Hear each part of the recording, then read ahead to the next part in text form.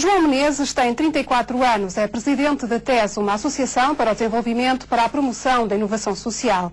Foi comissário do simpósio Reinventar a Solidariedade, promovido pela Conferência Episcopal Portuguesa, e apresenta agora ao público o livro Peixe Amarelo, Pistas para um Mundo Melhor. Em entrevista à jornalista Márcia Carvalho, João Menezes fala deste ideal do mundo melhor e da forma como ele pode ser concretizado pela sua geração.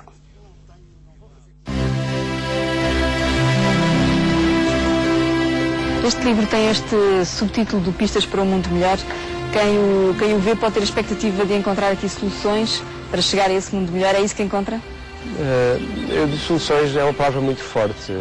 Eu prefiro a expressão pistas, porque de facto o que se procura ao longo dos diversos textos do livro é enunciar um conjunto de possibilidades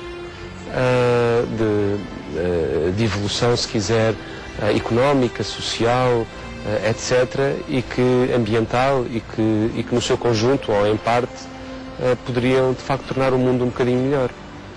Mas eu diria que soluções, o caminho faz-se andando, não é? Não é propriamente um lugar de receitas para um mundo melhor. Qual é que diria que é o fio condutor deste livro? O livro publica na íntegra os textos que eu escrevi para o Diário Económico ao longo de 2 anos e meio. E portanto não houve seleção. O critério foi editá-los todos, por ordem cronológica, sendo que os atravessa essa preocupação comum, esse elemento transversal, que é essa questão do mundo melhor e das tais pistas para um mundo melhor, umas vezes mais de caráter económico, outras vezes mais de caráter social, outras vezes mais no domínio da cultura, outras vezes mais do ambiente, mas sempre com essa preocupação comum e transversal aos diversos textos. Estes textos foram quase todos eles publicados no Diário Económico. É uma linguagem diferente, é preciso ter uma linguagem diferente para publicar este tipo de textos no jornal como o Diário Económico? Sim, foi um desafio conseguir enquadrar esse tipo de voz, se quiser, esse tipo de registro, num jornal como o Diário Económico. Não que a linha editorial do jornal não o permitisse, mas porque eu sentia algumas tensões, entre uma fratura entre os temas de eleição, de minha eleição, e os temas de eleição do jornal. Aliás, eu só tive um título, digamos, censurado ou recusado pela redação, e o título era O Fim do Diário Económico. E era o fim do Diário Económico precisamente porque a perspectiva economicista da economia como uma ciência isolada dos aspectos sociais, dos aspectos ambientais, culturais, da governação, da coesão territorial, a economia isolada por si só, como parece ser a linha editorial do Diário Económico, está condenada a prazo, e esta crise tornou isso bem patente, bem visível. A economia não é uma força motriz capaz de suster a humanidade e de a fazer progredir rumo a uma espécie de ideal civilizacional de bem-estar material. Não é? Isso não existe. E, portanto, tem que ser vista integrada com outras dimensões da vida, e daí o título, O Fim do Diário Económico. Mas a redação sempre foi muito aberta a esses textos de banda larga ou de espectro mais vasto de preocupações, que não apenas as preocupações de caráter económico, sendo que eu procurei sempre introduzir uma linguagem ou conceitos de natureza mais económica, que aliás é a minha formação académica, não é? Daí o peixe amarelo, vem dessa ideia de metamorfose. Sim, a ideia do peixe amarelo tem muito a ver com a ideia de inovação social. Os meus dias passam-se em torno da questão da inovação social. A ONG em que trabalho, a TES, persegue novas, melhores respostas para as questões sociais, para os problemas sociais, e isso é inovação social. E, portanto, eu achei muito feliz essa metáfora do Herberto Helder, do pintor que quer pintar um peixe e que fica desarmado porque o peixe muda de cor. E eu já estava a chegar à cor do peixe e o peixe muda de cor. E penso que o desafio do desenvolvimento, e mesmo se quiser o desafio da vida, é muito esse. É o de nós não nos instalarmos em preconceitos ou em modelos do passado e sermos capazes de abrir novos conceitos, novos modelos, de abrir outras possibilidades de futuro, ou seja, de inovar, não é? E quando o pintor percebe que o mundo é metamorfose, que a vida é metamorfose, que essa é a primeira lei da vida, então pinta um peixe amarelo como metáfora do que aí virá, do que poderá ser.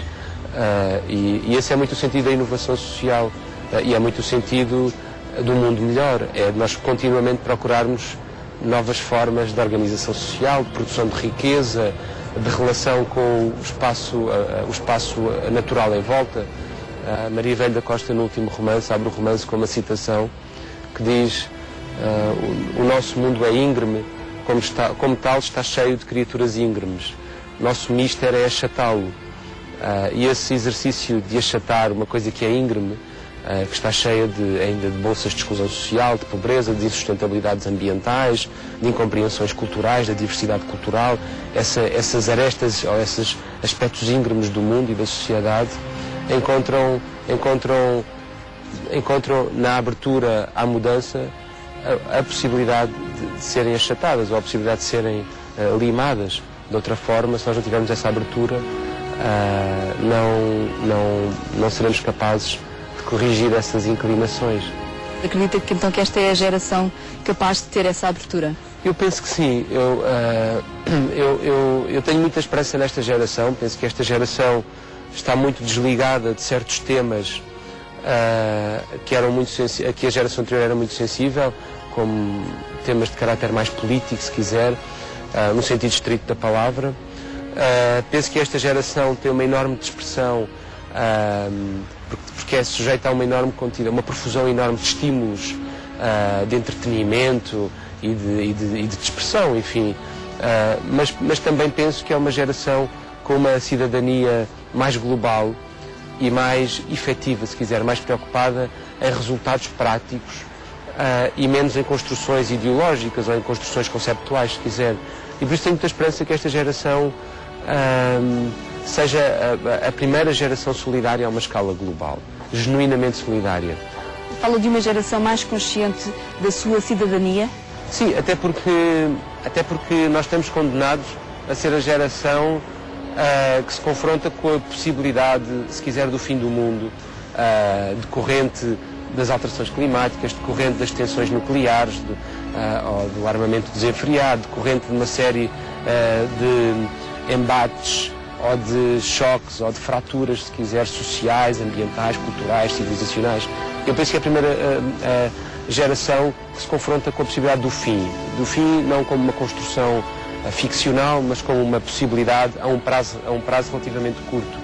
E por isso a ideia de um mundo melhor, a ideia de uma solidariedade local e global vai se impor como uma necessidade extrema. Eu recordo só as palavras do Victor Hugo. Ele dizia que nada é mais forte, só há uma coisa mais forte do que 1000 exércitos, e isso é uma ideia cujo tempo chegou. Essa ideia de que é necessário, se quiser, salvar o mundo dessas fraturas que eu descrevia e de que é agora, é uma ideia muito poderosa e que vai contagiar, eu tenho essa esperança, esta geração, e que a vai pôr em ação, seja localmente, como dizia, seja globalmente.